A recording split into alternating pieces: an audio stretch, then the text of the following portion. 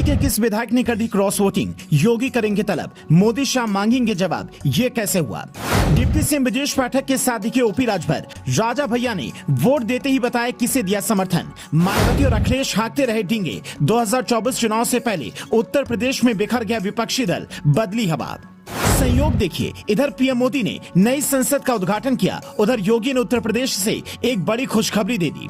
विधान परिषद उपचुनाव में दोनों सीटों पर अपना उम्मीदवार जिताकर अपनी मजबूत पकड़ दिखाई। लेकिन ये खुशखबरी ज्यादा देर तक नहीं टिकी और एक ऐसा दांव सामने आया कि बीजेपी के बड़े बड़े नेताओं के होश उड़ गए। उत्तर प्रदेश में बीजेपी के 255 विधायक हैं, लेकिन एक विधायक जी ऐसे हैं जिन्हें योगी राज रास नहीं आ रहा है। एमएलसी उपचुनाव में जब एक एक वोट कीमती था तो विधायक जी सपा वाले प्रत्याशी को वोट कराए और इसका खुलासा भी उसी पार्टी ने किया जिसके मुखिया डिप्टी सीएम ब्रजेश पाठक के साथ गाड़ी में बैठकर वोट डालने पहुंचे थे।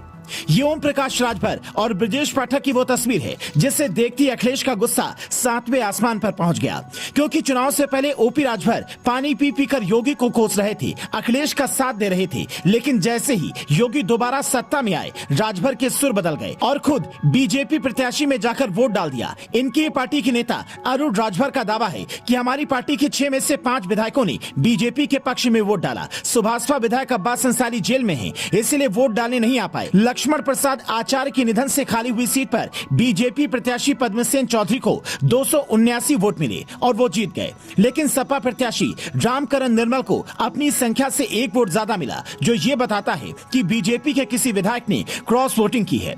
अब सवाल ये है कि वो विधायक कौन है? क्या बीजेपी के कुछ नेता नाराज चल रहे हैं? निकाय चुनाव के दौरान भी कई नेताओं की नाराजगी सामने आई थी। खुद योगी ने मोर्चा संभाला था, रैलियां की थी, जिसके बाद बीजेपी के पक्ष में परिणाम आए। अब सवाल ये है कि क्या पार्टी के ही कुछ नेता योगी के बढ़ते कद से परेशान हैं और इस तरह का सियासी बखेड़ा खड़ा कर रहे हैं? क्योंकि एक तरफ बीजेपी 2024 चुनाव के लिए पूरी तरह से कमर कस रही है, विपक्ष को बुरी तरह से परास्त करने के लिए तैयारियों में जुटी है, तो दूसरी तरफ कुछ अपने ही खेल बिगाड़ने में लगे हैं। ये तो सच है कि यूपी विधान परिषद की दोनों सीटों पर बीजेपी ने जीत हासिल कर ली। वोटिंग के बाद राजा भैया ने भी खुलकर कहा कि हमने बीजेपी को वोट दिया, जबकि राजभर की बीजेपी को वोट देने पर अखिलेश इतने भड़क गए कि उन्होंने कहा ओपी राजभर अपनी ही जात के राम जतन राजभर को हराने निकले हैं। अच्छा हुआ डिप्टी सीएम के साथ एसी गाड़ी में एक दिन बैठ गए, अब साल भर वो बीजेपी के लिए काम करते दिखेंगे।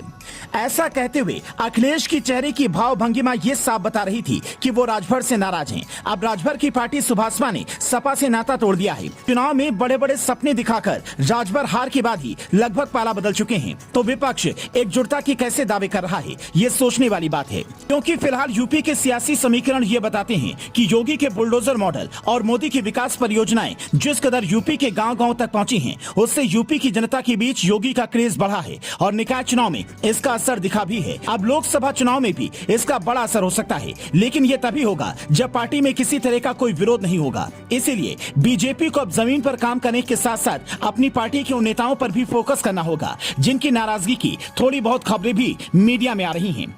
क्योंकि सियासत अवसर का खेल है, ये तो सब जानते हैं। नाराज नेता सबसे पहले अपनी जगह वही ढूंढते हैं जहां उन्हें बड़ा लालच मिलता है। अगर राजभर के आरोप सच्चे हैं तो पार्टी को ये पता करना चाहिए कि किस बीजेपी विधायक ने ऐसी बगावत की है और क्यों की है। आपको क्या लगता है, ये माननीय कौन हो सकते हैं? कमेंट में बता सकते हैं।